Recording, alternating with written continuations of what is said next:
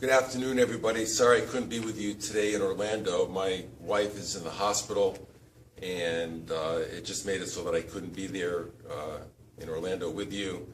I regret that, but at least we've got this technology that I can share my story with you. It's exciting for me to even be here. I can just imagine that you're all with me here now as I speak spontaneously. I had never used notes or cues in this situation. I've got to do that now because of my memory, so I've got cues in front of me to keep me on track with what I'm going to be saying to you.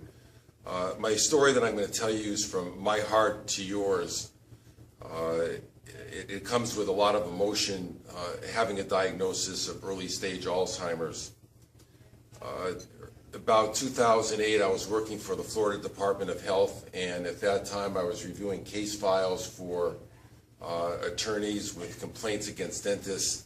And after I would close a case file, shortly afterwards, I would find that within a moment I would not remember or recall anything that was in the file itself, and that was quite disturbing. And at that time I went to very shortly afterwards to my primary care physician and found that I did have some very significant short-term memory loss, and then after that point went to Mayo Clinic and had a battery of neuropsych testing which was done,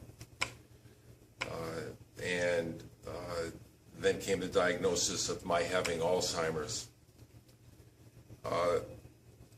Many people like you or others think of someone having Alzheimer's as those just sitting in a nursing home and not knowing where they are, or sitting in their home or assisted living and not having a cognitive ability. I remember with my dad who had Alzheimer's and him sitting in a circle of people, but that's not the case. About half of the people who have Alzheimer's are like me in the early to mid stages and are able to lead a proactive, active life and live a life and not be as that figure. So a lot of people think of someone living in a nursing home. So I want you to know that in this stage, I'm able to speak before you today and not be in that nursing home and live a proactive, active life. And I speak to you today without any stigma, without any embarrassment or shame of my having Alzheimer's. And it's no different than my having a stiff neck today, or my having a headache, or one of you sitting in the audience might have a headache or a stomach ache or a backache or what have you. And it's got to get to that point where when someone's speaking about them having Alzheimer's, as I have early stage, mid stage, that they can be open, and not only myself but their family and friends and caregivers can do the same and not cover for them as is usually done. And that's very common. And that was done for my dad. My mother used to cover for my father, and that bothered me. And I have not let my wife or my family do that for me. And that's why I've been proactive, and one of the reasons in speaking out about the disease as I am. And it's an invisible disease. And it's something as with a headache or stomach ache that I mentioned to you, it's a problem that I've got within my memory. And the reason that I need these cues in front of me to speak to you today. If I didn't look down at the paper, I wouldn't know where to go next. And that's the situation. So the stigma does prevent a lot of people from seeking treatment for their disease. It stops them. It stops them cold. The average person, from what I've heard, can spend a year to 2 years hiding their illness, hiding their cognitive impairment, their Alzheimer's, and they don't seek health care. They don't see their psychologist, their psychiatrist, their physician, their healthcare provider. And that can go on for quite some time. And often when they get to their healthcare provider, it can often take a year or longer for them to get a diagnosis. And that's difficult for a lot of patients and family. So I just speak to you from my heart to anyone that has a cognitive impairment to seek treatment. to not be ashamed, to not be embarrassed, to not feel that stigma, and to do that. One of the things that I speak about often, I was in a supermarket looking, getting some groceries, and there was a mug there that said, "Just when the caterpillar thought that the world was over, he became a butterfly." And metaphorically, I see myself as that butterfly living my life now proactively out there, doing much of what I'm doing for the Alzheimer's efforts, locally, regionally, nationally, and even internationally now, and going forward. And it's given me a purpose. And my being involved with the National Alzheimer's Association with Kay Reddington and Margaret Ferris and the people in the National Association has really given me a new chapter in my life to be able to do what I'm doing. I have a book on my living room table that's called The Precious Present by Spencer Johnson, MD, who's a physician. And it's about living in the present, living in the precious present, that current moment, which I'm doing right now. I'm here before youth in virtuality, in the present, and it feels good to live in the moment and be in the present. When I was walking the other morning, I heard a song, and I've been using music as some sort of therapy for myself, and the song Memories came up, and the words were daylight, and the sun was rising at the time I was walking. It was early in the morning. I must wait for sunrise.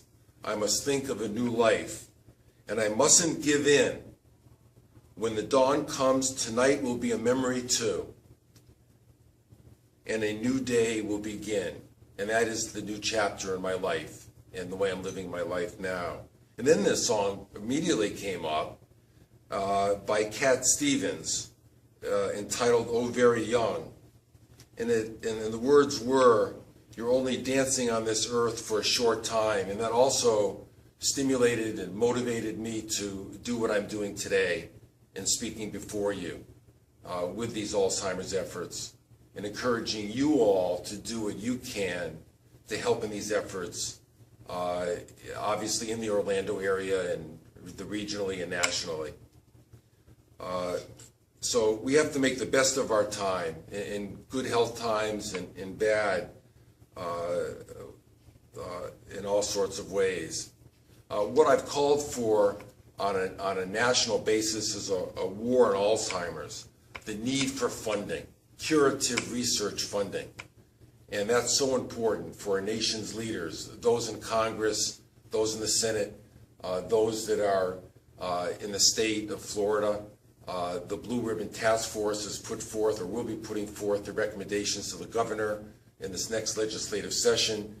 And I urge all those here to do all they can for the advocacy for the Purple Ribbon Task Force and all of the efforts there and the funding that will be asked for within that Purple Ribbon Task Force. So there must be a war on Alzheimer's on a local, regional, and national level, and even internationally. The song that really hits my heart, and I've spoken about quite a bit, is by Bob Dylan, and it was probably more popularized by Peter, Paul, and Mary. And it's a song called "Blowin' in the Wind" that you all know of. And Bob Dylan wrote, "You cannot turn your heads and pretend that you don't see." And that's true of you here in the audience today in Orlando. And it's most true of those that are legislators in Congress, Senate, those that are in the legislature in the state of Florida. They can't turn their heads and pretend that they don't see and look the other way and use excuses of one sort or another, political or otherwise, that they don't see the dramatic need for Alzheimer's funding. Alzheimer's is the disease that's most costly in the United States today of all of the major diseases. And it's one without a cure. As others have cures, Alzheimer's has no cure. So I urge you all, from the depth of my soul, to do all that you can do for the Alzheimer's effort. As you are residing in the Orlando area, I'm open to hearing from you. My email is Sandy Halperin, SandyHalperin @gmail.com. I welcome your comments and your feedback. I look forward to hearing from you. And I want to thank Kay Reddington and Margaret again for the opportunity to speak before you. And I look forward to hearing from you, and hopefully in some time in the future I can appear in person. So thank you all very much, and it was a pleasure for me to speak before you today.